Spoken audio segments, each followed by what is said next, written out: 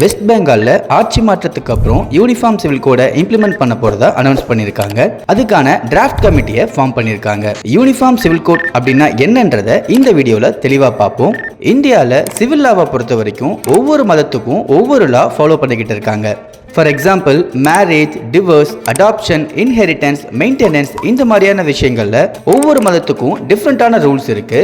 Uniform civil code மூலமா India ஃபுல்லா எல்லா மதத்துக்கும் ஒரே மாதிரியான சிவில் ரூல்ஸை கொண்டு வரது தான் யூனிஃபார்ம் சிவில் கோடோட பர்பஸ். இந்தியாவில் ரொம்ப காலமாகவே கோவா சிவில் கோட் தான் ஃபாலோ பண்ணிக்கிட்டு இருக்காங்க. இது போர்ச்சுகீஸ் சிவில் கோடை பேஸ் பண்ணி இருக்கும். இண்டிபெண்டன்ட் இந்தியாவில் யூனிஃபார்ம் சிவில் கோடை இம்ப்ளிமெண்ட் பண்ண ஃபர்ஸ்ட் ஸ்டேட் உத்தரகண்ட் தான்.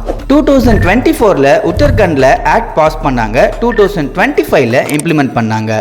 அதை தொடர்ந்து 2026ல குஜராத், அசாம் மாதிரியான ஸ்டேட்லையும் யூனிஃபார்ம் சிவில் கோடை இம்ப்ளிமெண்ட் பண்ணாங்க. இப்போ வெஸ்ட் பெங்கால், மகாராஷ்டிரா, சத்தீஸ்கர் மாதிரியான ஸ்டேட்ல யூனிஃபார்ம் சிவில் கோடை இம்ப்ளிமெண்ட் பண்றதுக்கான ப்ராசஸ் போயிட்டு இருக்கு. இந்த யூனிஃபார்ம் சிவில் கோடை சப்போர்ட் பண்றவங்க டிஃப்ரெண்ட் பர்சனல் லாஸால வரக்கூடிய கன்ஃபியூஷன்ஸ் குறையும்னு சொல்றாங்க. நேஷனல் இன்டகிரேஷன் இதனால இம்ப்ரூவ் ஆகும்னு நம்புறாங்க. இதை அப்போஸ் பண்றவங்க இந்தியா ஒரு டைவர்சிட்டி கண்ட்ரி, ஒரே லா எல்லா கல்ச்சருக்கும் சூட் ஆகாதுன்னு ஆர்கியூ பண்றாங்க.